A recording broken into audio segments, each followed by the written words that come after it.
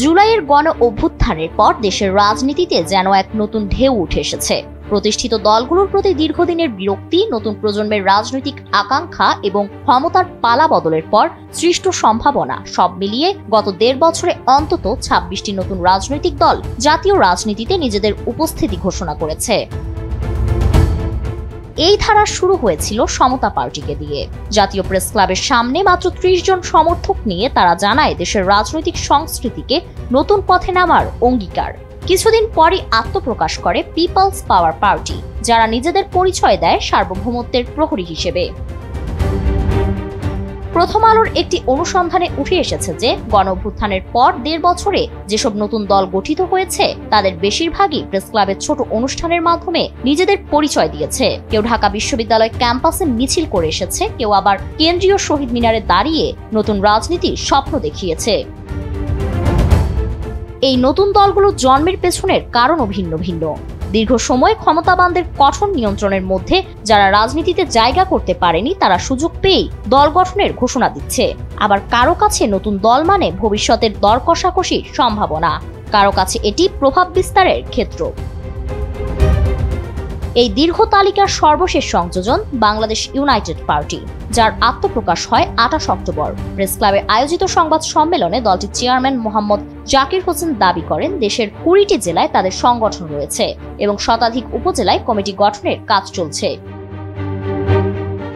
মতিঝিলের একটি পুরনো ভবনের ৪র্থ তলায় অবস্থিত বাংলাদেশ জনপ্রিয় পার্টির কাহিনী আরো আলাদা। যেখানে এখন দলীয় কার্যালয়, সেখানে আগে ছিল চা পাতার ব্যবসা। সেই ব্যবসা ব্যর্থ হওয়ায় দল গঠনে নামেন মোহাম্মদ সিরাজুল ইসলাম, যিনি নিজেই দলের চেয়ারম্যান। তার বক্তব্য কোনো দলই তার পছন্দ হয়নি, তাই নিজেই দল গড়ে নিজের উদ্দেশ্যকে সামনে আনার চেষ্টা করছেন। দলের কয়েকজন সদস্য মাসে ৫০০ থেকে ১০০০ টাকা করে চাঁদা দেন, আর সেই অর্থেই চলছে দলীয় কার্যক্রম।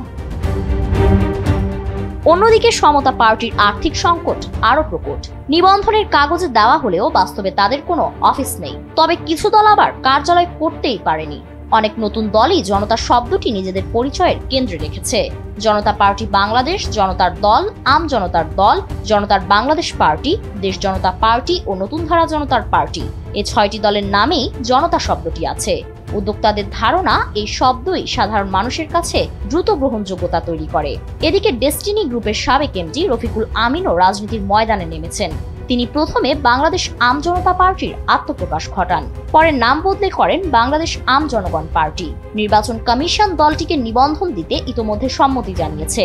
সব মিলিয়ে দেশে এখন নিবন্ধিত রাজনৈতিক দল ৫৪টি, আরো ৩টি দল নিবন্ধনের অপেক্ষায় আছে। তবে প্রশ্ন থেকেই যায়, এত দলের প্রয়োজন কি সত্যিই আছে? বিশ্লেষকরা বলছেন নতুন দলের ঝড় মানেই নতুন বিকল্প নয়। অনেক সময় তা বিভ্রান্তিও সৃষ্টি করতে পারে।